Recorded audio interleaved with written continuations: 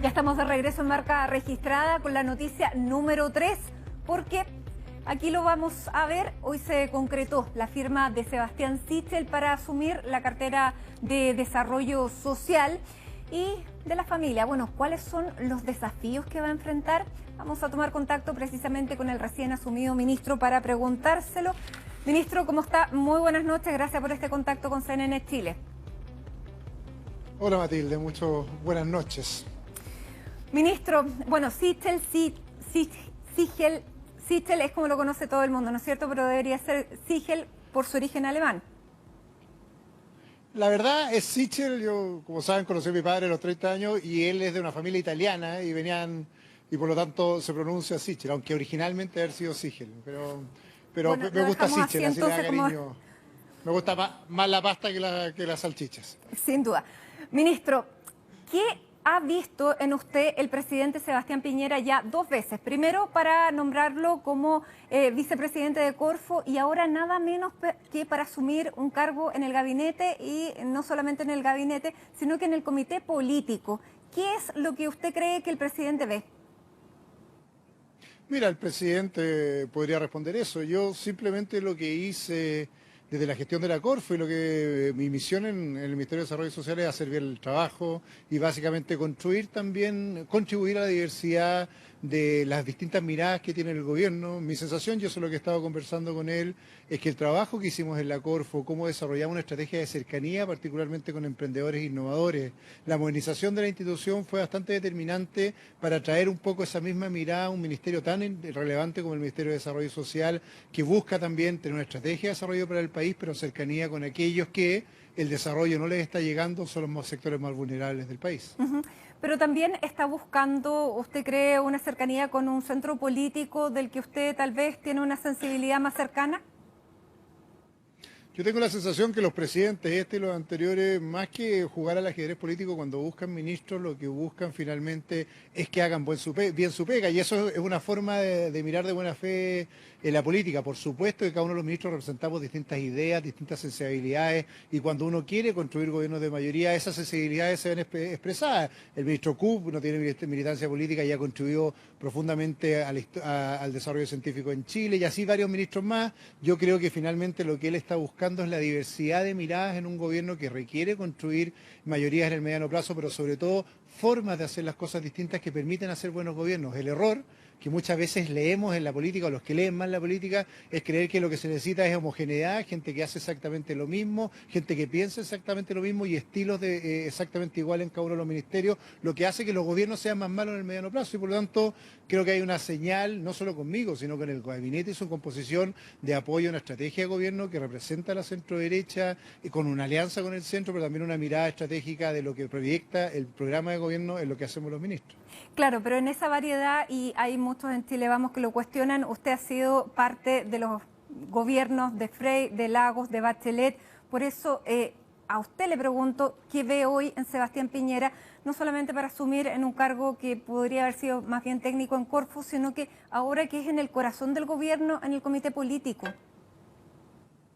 Dos cosas. Primero, no me gusta en general la generalización, eso de muchas críticas en Chile Vamos. Más bien ha habido críticas de José Antonio Kast, que es una persona que no pertenece activamente a Chile Vamos, sino que ha estado más a la derecha, y ha habido un legítimo reclamo de gente de la UDI que le hubiera gustado que un militante de su partido esté en el gobierno, pero que públicamente lo ha dicho la presidenta del partido, Javier Macaya, que nos visita mañana, no tiene ningún problema conmigo personal ni profesional para el desempeño del cargo, y es legítimo una coalición política que los partidos aspiren a tener sus ministerios. Como te decía, es el presidente quien designa a sus ministros, y yo creo que básicamente lo que él me ha transmitido, nos ha transmitido a todos los ministros en este día que tuvimos bilaterales con él, es que lo que nos eligió porque creía que seríamos buenos ministros en cada una de las carteras, y esa es la tarea que nos encomendó. Una de las grandes gracias del presidente Sebastián Piñera, que yo he aprendido a conocer en estos años trabajando juntos, es que cada vez que conversamos, no conversamos de ese mapa o el ajedrez político que muchas veces algunos políticos se quedan atrapados, sino que hablamos de la estrategia de desarrollo de Chile y cómo los ministerios contribuyen a eso,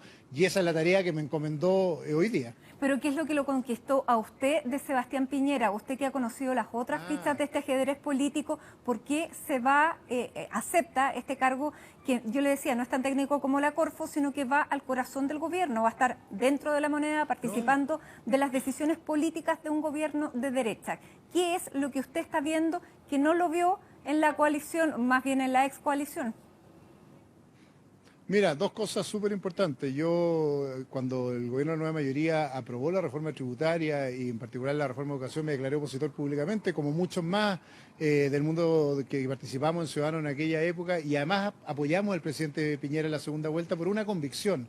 El país necesita urgentemente construir grandes mayorías que le den gobernabilidad. La gran amenaza al sistema político en el futuro va a ser el populismo. A veces los chilenos miramos mucho nuestro sistema político en la lógica del plebiscito, pero no estamos viendo lo que está pasando en el mundo, que se está fraccionando el sistema político y está haciendo ingobernable las democracias, y tenemos un desafío gigantesco finalmente de construir grandes acuerdos, y en particular el presidente Piñera no solo el liderazgo de una visión de largo plazo, no tan clara en el futuro, tanto que invitó a alguien que en su minuto fue un opositor como yo a participar en el gobierno, sino sobre todo una visión estratégica de cómo se concilia la libertad, el crecimiento y la igualdad en un proyecto político, no como antagonista, sino parte de una misma estrategia, y por lo tanto, no ahora, sino en la Corfo, que es un cargo que también fue designado por él y que también cumplió un rol importante con emprendedores e innovadores. El desafío es que finalmente entendamos que lo que algunos ven como opositores, el crecimiento con la equidad, la libertad, con la protección, entendemos en este gobierno y en este proyecto que son parte de la misma estrategia, y que es lo que estamos llevando adelante.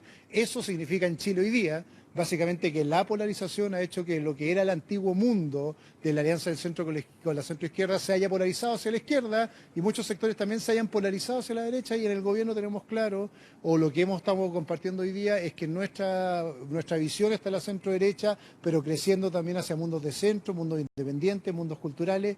Menos del 20% de los chilenos se define izquierda o derecha, y parece que conversamos sobre los gobiernos como si eso fuera el único vector que determina cómo se resuelven las estrategias de gobierno. Yo tengo la sensación que también le queremos hablar desde acá a un gran mundo de clase media, independiente, que tiene que ser convocado a este gobierno y ojalá su continuidad en una estrategia de desarrollo para el país que permita avanzar, que es lo que queremos trabajar hoy día. Usted se refería a José Antonio Kast. Si él entrara a la coalición de gobierno, a Chile Vamos, con su partido en el que recién hoy día comienza a recolectar las firmas, ¿usted se seguiría sintiendo cómodo? A mí no me gusta nunca en política responder casos ficticios o hipotéticos. Lo que digo claramente es que en el gobierno hoy día de la coalición, el mundo que estamos acá representados con los distintos matices, está en una estrategia de desarrollo hacia adelante. Por lo tanto, hacer hipótesis en política a mí no me corresponde ni me parece interesante. Lo que me parece interesante es saber que ojalá, desde lo que yo veo de la óptica de desarrollo del gobierno, la centro derecha y el centro hagan una estrategia de crecimiento y sostenible continuidad del gobierno. Viendo su historia política, ministro, ¿se podría decir que usted es un hombre de una sola línea?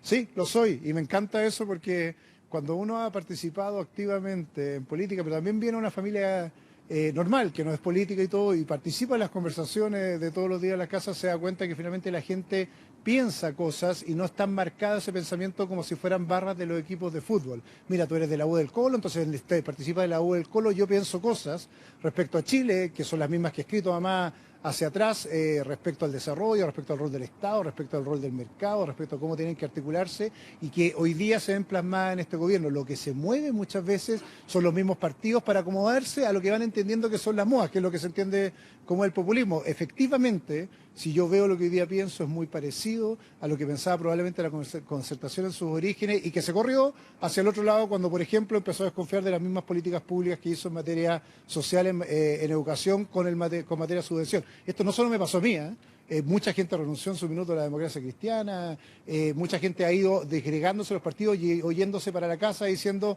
en realidad me dejó de representar esta idea binaria o estas ideas que se han ido polarizando en el sistema político. Lo extraño, y me pasa esto cuando yo 2 días asumido este cargo, que las preguntas siempre son exactamente los mismos, porque es el microcosmos de la política, que pensamos todavía en esta mente binaria diciendo, mira, en realidad la gente se cambia de esto como si se cambiara de equipo, y en la política uno está para defender sus ideas y para gobernar bien, y ambas cosas por lo menos en mi caso, están representadas no solo por este gobierno, sino por la actuación política. El problema de fondo es que bajo esta dinámica hemos mandado mucha gente a la casa que no está ni quiere estar en esta lógica de las barras bravas y termina agotándose y aburriéndose de la política. Te podría contar la historia de mi generación entera, que participamos en trabajo voluntario y en algún minuto nos apasionó la política y terminaron en la casa sentados básicamente por este dilema de que o uno optaba a la izquierda o a la derecha, como si no hubiera más matices o más mundos políticos entre medio. Ministro, ¿hay terrorismo en la Araucanía? Lo que tenemos son hechos de violencia dramáticos en la Araucanía, que ojalá se terminen pronto y estamos además preocupados porque impiden el desarrollo de la región y lo que están haciendo hoy día es que esos hechos de violencia han hecho imposible, en algunos casos, no solo continuar con la consulta indígena, sino que sobre todo provocar inversión y desarrollo en una región que reclama urgente tener dentro de su estrategia de desarrollo una mirada que esté enmarcada en la paz y los acuerdos y no hemos logrado avanzar hacia allá. Sin embargo, el ministro del Interior ha planteado que sí hay terrorismo en la Araucanía. ¿Ahí hay una visión distinta? Lo que tenemos es que básicamente los hechos de violencia hoy día sistemáticos se transforman finalmente en una forma de impedir el normal desarrollo de la ciudad. Son los tribunales quienes determinan si estos hechos de violencia son terrorismo o no, pero al menos lo que tenemos es que hay una sistematicidad en los actos de violencia que nos tienen preocupados y más allá, por otra vez la cosa de los matices, de buscar matices en esto, más allá de buscar matices lo que quería hacer es preocuparnos los hechos ciertos que están pasando y cómo terminamos con la violencia en la región. ¿Cómo se reconstruyen las confianzas en la Araucanía? ¿Usted está disponible para juntarse con todos, incluso con los que han estado alguna vez del lado de la violencia en la Araucanía? En principio se reconstruye con todos aquellos que quieran avanzar con mecanismos democráticos, poniéndose de acuerdo y no utilizar la violencia como un método ni de convicción ni de consecución de objetivos en la estrategia de la Araucanía. Así que el límite va a estar siempre dado en aquellos que definan que la violencia no es un método de conversación cuando construimos acuerdos, pero la disposición a juntarnos, a conversar y todo. ¿Cómo se reconstruye las confianzas? Es una de las preguntas más difíciles que ha tenido Chile, no solo ahora, sino en los últimos 5 siglos de historia. Lo que tenemos que hacer, por lo menos entender que la confianza es la base y lo que tenemos que reconstruir después de la tragedia, del delito que significó el caso del comunero Catrillanca, es reconstruir confianzas porque muchas más personas estamos preocupados de que se reconstruya la paz en la Araucanía, más que seguir conversando o preocupados de cómo detenemos la violencia. Un tema fundamental en la Araucanía para muchas comunidades es el tema de la consulta indígena, que se ha pedido la suspensión, se ha pedido modificaciones. Hoy día el intendente Atton también conversó sobre el tema. ¿Cuál es su postura? ¿La consulta debe continuar en los mismos términos que se había diseñado o está abierto también a ver una nueva modalidad? Mira, explicando bien en simple la consulta, porque se ha dicho mucho la consulta, pero claro. quiero explicarlo. La consulta tiene varias etapas. Una consulta en el marco de la OIT, estamos en la primera fase, que básicamente simplemente es citar a todos los que quieran participar, a escuchar sus posturas respecto a 10 temas, un poco menos de 10 temas que fueron listados, respecto a cómo se debería distribuir la propiedad, si es posible que las comunidades sean constituidas por 2 o más comuneros, etcétera, etcétera. ¿Por qué esta conversación es importante? Porque es una conversación en que no hay imposición, sino más bien una reflexión respecto a puntos que han sido determinados como críticos. Este proceso termina en agosto y vamos a seguir avanzando en eso porque si no sería negarnos simplemente a la conversación o quizás negarle a muchos la posibilidad de ir a exponer sus ideas respecto de esta conversación.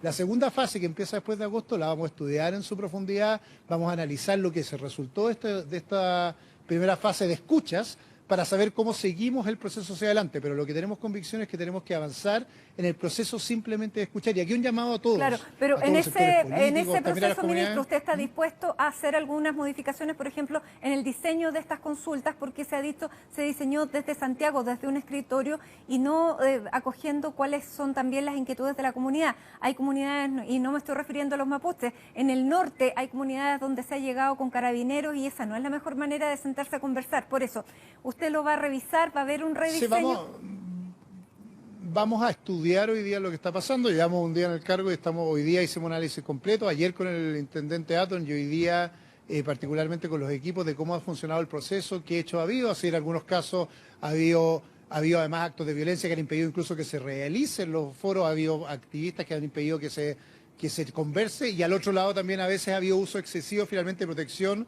policial en estos procesos, así que vamos a estudiar la metodología completa y además la próxima semana vamos a ir a escuchar a los actores distintos, vamos a tener reuniones con las bancadas de todos los partidos para esta conversación aquí en el gabinete de manera de ver cómo avanzamos en este proceso, en la convicción que te decía. Muy bien. Esta es una forma democrática de escuchar las opiniones de todos y por lo tanto queremos seguir avanzando en un proceso y no negarnos a la posibilidad de escuchar a los actores hoy día. Puede que fallemos a veces en los mecanismos de esta consulta, pero lo que no tenemos que equivocarnos es que la consulta es fundamental para que pongamos una conversación en común de cuáles son los desafíos para las comunidades indígenas en Chile. Muy bien. Sebastián Sichel, ministro de Desarrollo Social, recién asumido el día de hoy. Muchísimas gracias por conversar con CNN Chile. Muy buenas noches.